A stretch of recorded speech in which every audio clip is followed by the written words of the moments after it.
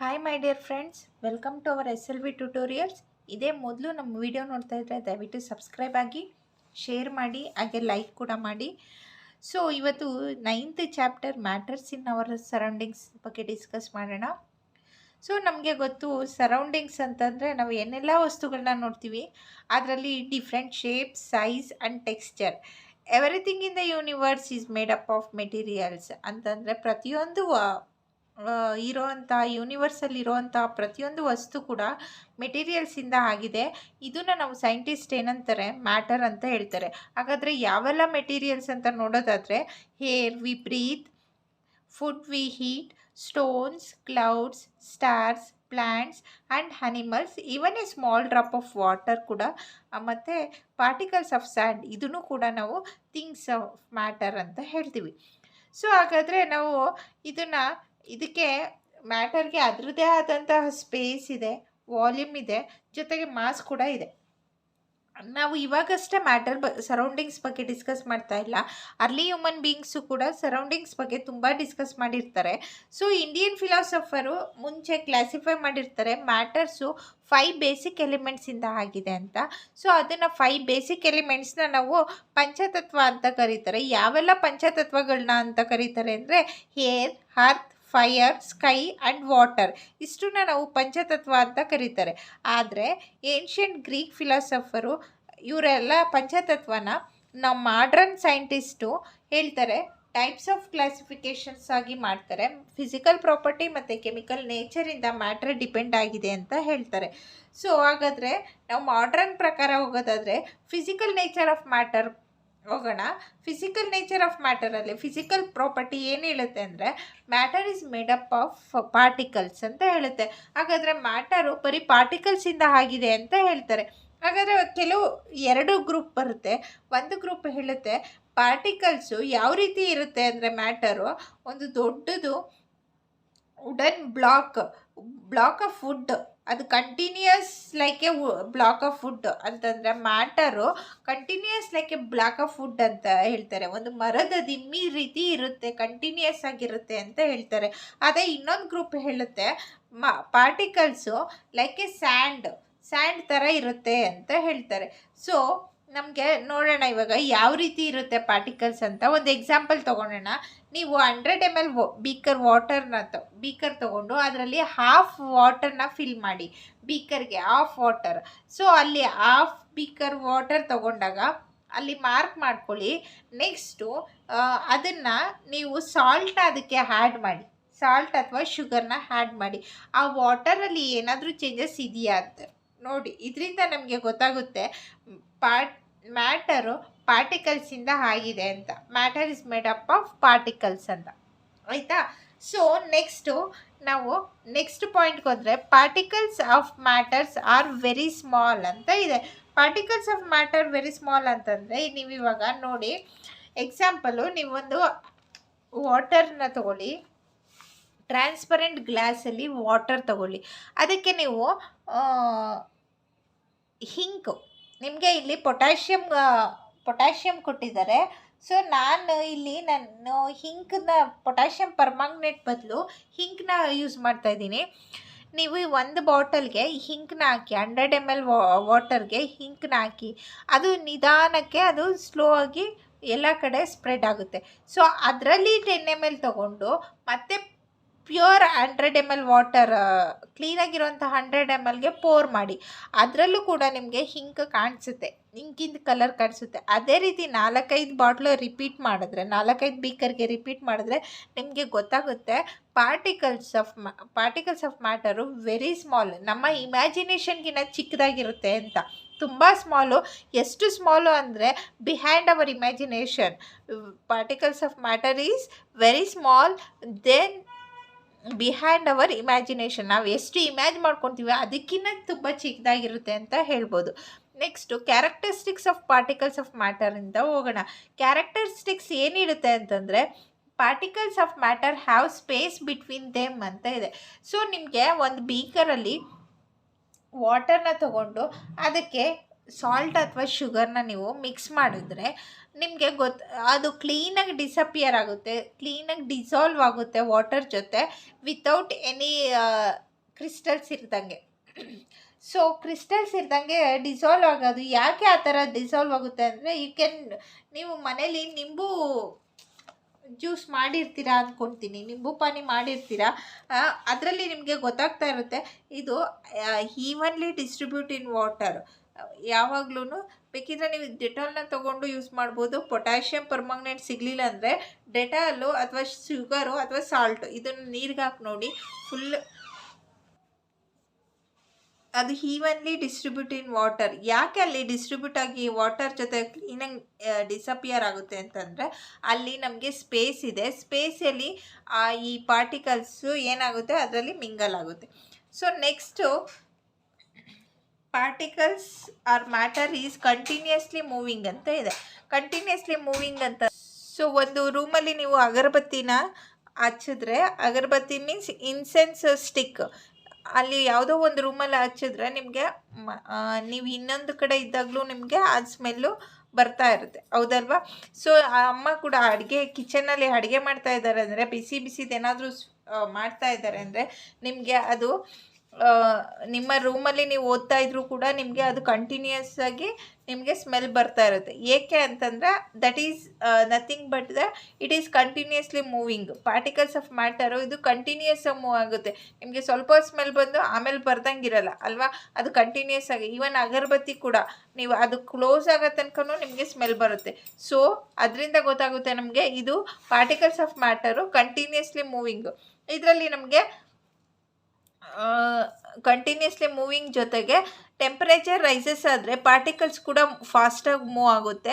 ನಿಮಗೆ ಬಿಸಿದು ಸ್ಮೆಲ್ ಬರೋದಕ್ಕಿಂತ ಆರಿರೋದು ಸ್ಮೆಲ್ ಬರುತ್ತಲ್ವ, ಅದು ಆರಿರೋದು ಅಷ್ಟೊಂದು ಸ್ಮೆಲ್ ಬರೋಲ್ಲ, ನಿಮಗೆ ಸ್ವಲ್ಪ ಕಡಿಮೆ ಬರುತ್ತೆ. ಆದರೆ ಬಿಸಿದು ಟೆಂಪರೇಚರ್ ಜಾಸ್ತಿ ಆಗ್ತಾ ಅದು ಬಿಸಿದು ತುಂಬ ಸ್ಮೆಲ್ ಬರುತ್ತೆ.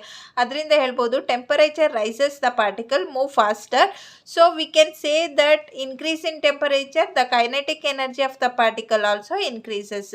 ಅಂದರೆ ಟೆಂಪರೇಚರ್ ಇನ್ಕ್ರೀಸ್ ಆದರೆ ಪಾರ್ಟಿಕಲ್ ಕೂಡ ಫಾಸ್ಟಾಗಿ ಮೂವ್ ಆಗುತ್ತೆ. ಅದ್ರ ಜೊತೆಗೆ ಟೆಂಪರೇಚರ್ ಇನ್ಕ್ರೀಸ್ ಆಗಿರೋದ್ರಿಂದ kinetic energy of the particles ಕೂಡ ತುಂಬ ಇನ್ಕ್ರೀಸ್ ಆಗುತ್ತೆ.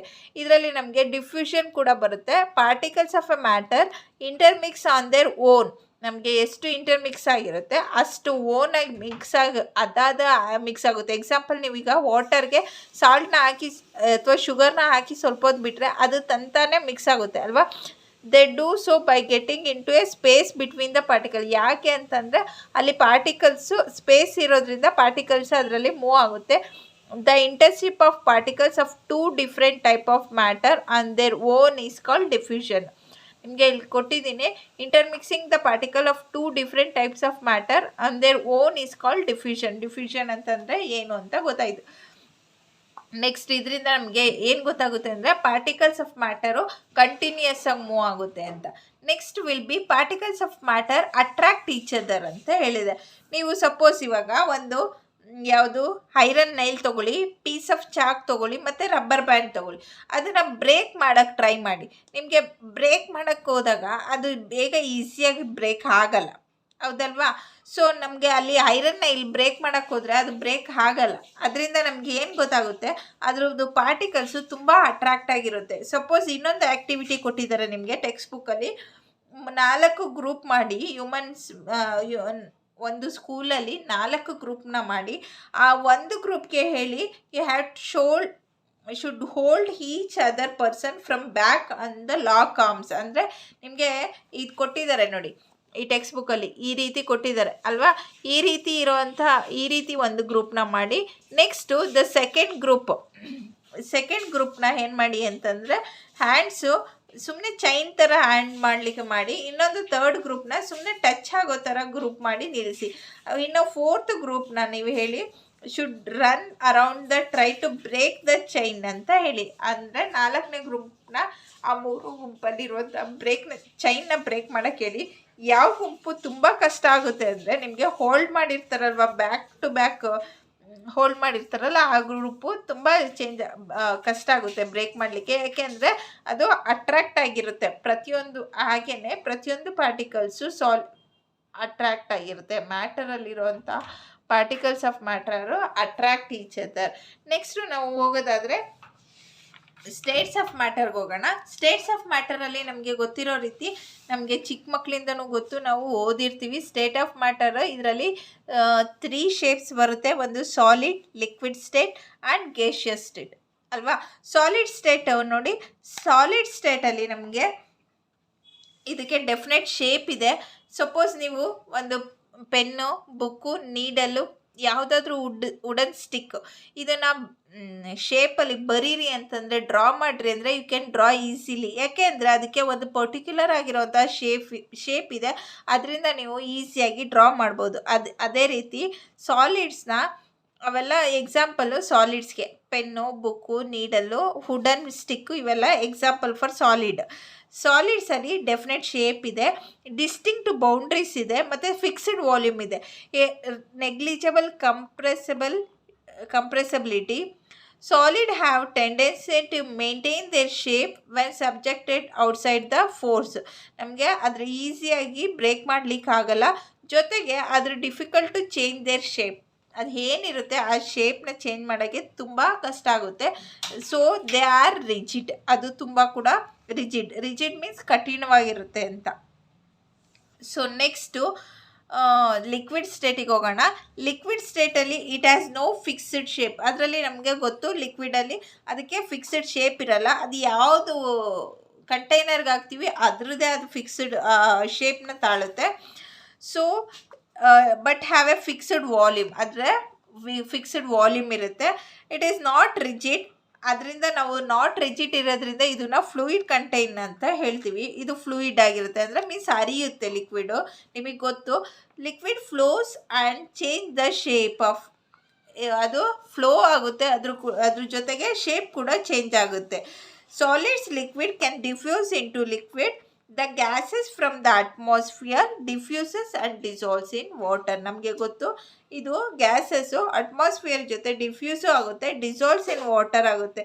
ಈಗ ನಮಗೆ ನೋಡಿ ಎಕ್ಸಾಂಪಲು ಗ್ಯಾಸಸ್ಸು ಯಾವ್ಯಾವುದು, ಆಕ್ಸಿಜನು ಮತ್ತು ಕಾರ್ಬನ್ ಡೈಆಕ್ಸೈಡು ನಮಗೆ ತುಂಬ ಎಸೆನ್ಷಿಯಲು. ಇದು ಆಕ್ಸಿಜನ್ನು ನೀರಲ್ಲಿ ಡಿಸಾಲ್ವ್ ಆಗಿರೋದ್ರಿಂದ ಅಕ್ವಾಟಿಕ್ ಅನಿಮಲ್ಸ್ ಏನಾಗುತ್ತೆ, ಈಸಿಯಾಗಿ ದೇ ಕ್ಯಾನ್ ಬ್ರೀತ್ ಅಲ್ವಾ. So next so the rate of diffusion of the liquid compare to ಸಾಲಿಡ್ಸು ಹೈಯರ್ ಆಗಿರುತ್ತೆ. Rate of diffusion of the liquid ತುಂಬ ಜಾಸ್ತಿ ಇರುತ್ತೆ.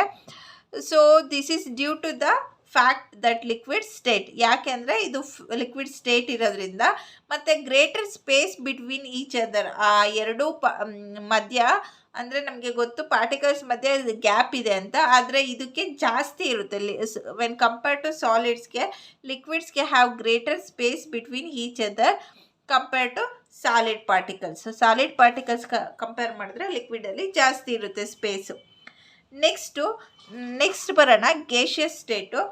ಈ ಗೇಷಿಯಸ್ ಸ್ಟೇಟು ಹೈಲಿ ಕಂಪ್ರೆಸಬಲ್. ಈ ಗ್ಯಾಸಸ್ನ ನಾವು ತುಂಬ ಹೈಲಿ ಕಂಪ್ರೆಸಬಲ್ ಆಗಿರುತ್ತೆ ಕಂಪೇರ್ಡ್ ಟು ಸಾಲಿಡ್ಸ್ಗೆ ಕಂಪೇರ್ ಮಾಡಿದ್ರೆ ಇದನ್ನು ಈಸಿಯಾಗಿ ಕಂಪ್ರೆಸ್ ಮಾಡ್ಬೋದು. ಈಸಿಯಾಗಿ ಕಂಪ್ರೆಸ್ ಮಾಡೋದ್ರಿಂದ ನಮಗೆ ನಾವು LPG ಲಿಕ್ವಿಡ್ ಪೆಟ್ರೋಲಿಯಂ ಗ್ಯಾಸ್ ಮನೇಲಿ ಯೂಸ್ ಮಾಡ್ತೀವಿ ಕುಕ್ಕಿಂಗ್ ಪರ್ಪಸ್ಸು. ಮತ್ತು ಆಕ್ಸಿಜನ್ ಸಿಲಿಂಡ್ರನ್ನ ಹಾಸ್ಪಿಟಲ್ಸಲ್ಲಿ ನಮಗೆ ಗೊತ್ತು, ಹಾಸ್ಪಿಟಲಲ್ಲಿ ಯೂಸ್ ಮಾಡ್ತೀವಿ. ಮತ್ತು ಕಂಪ್ರೆಸ್ಡ್ ನ್ಯಾಚುರಲ್ ಗ್ಯಾಸ್ CNG ಇದನ್ನು ನಾವು ನವ್ವೇ ಡೇಸ್ ನಾವು ವೆಹಿಕಲ್ಸಲ್ಲಿ ಯೂಸ್ ಮಾಡ್ತಾ ಇರ್ತೀವಿ. ಇದನ್ನು ಗ್ಯಾಸ್ನ ಈಸಿಯಾಗಿ ಕಂಪ್ರೆಸ್ ಮಾಡೋದ್ರಿಂದ ನಾವು ಈ ರೀತಿ ಎಲ್ಲ ಫೆಸಿಲಿಟೀಸ್ನ ಮಾಡ್ಕೋಬೋದು. ಇದು ಹೈ ಸ್ಪೀಡ್ ಆಫ್ ಪಾರ್ಟಿಕಲ್ಸು ಮತ್ತು ಲಾರ್ಜ್ ಸ್ಪೇಸ್ ಬಿಟ್ವೀನ್ ದೆಮ್. ಇದಕ್ಕೆ ಗ್ಯಾಸ್ಗೆ ತುಂಬ ಸ್ಪೇಸ್ ಇರುತ್ತೆ ಮತ್ತು ಇದು ಹೈ ಸ್ಪೀಡ್ ಆಗಿರುತ್ತೆ. It's shows the property of diffusing very fast into other gases. ಅಂದರೆ ತುಂಬ ಫಾಸ್ಟಾಗಿ ತೋರಿಸುತ್ತೆ.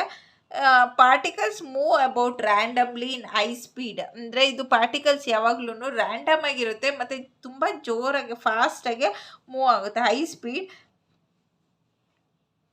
ಸೊ ಇಷ್ಟು ಇದ್ರದ್ದು ಸದ್ಯಕ್ಕೆ ಇಷ್ಟು ಒಂದು ಸೆಷನಲ್ಲಿ ಇಷ್ಟು ಕಂಪ್ಲೀಟ್ ಮಾಡಿದ್ದೀನಿ. ಸೊ ನೆಕ್ಸ್ಟ್ ಸೆಷನ್ನಲ್ಲಿ ನಾವು matters can change its state ಮತ್ತು ಆಪರೇಷನ್ನು ಇದ್ರ ಬಗ್ಗೆ ಡಿಸ್ಕಸ್ ಮಾಡೋಣ. ಸೊ ಏನಾದರೂ ಡೌಟ್ಸ್ ಇದ್ದರೆ ಕಮೆಂಟ್ ಮಾಡಿ. So thank you for watching this.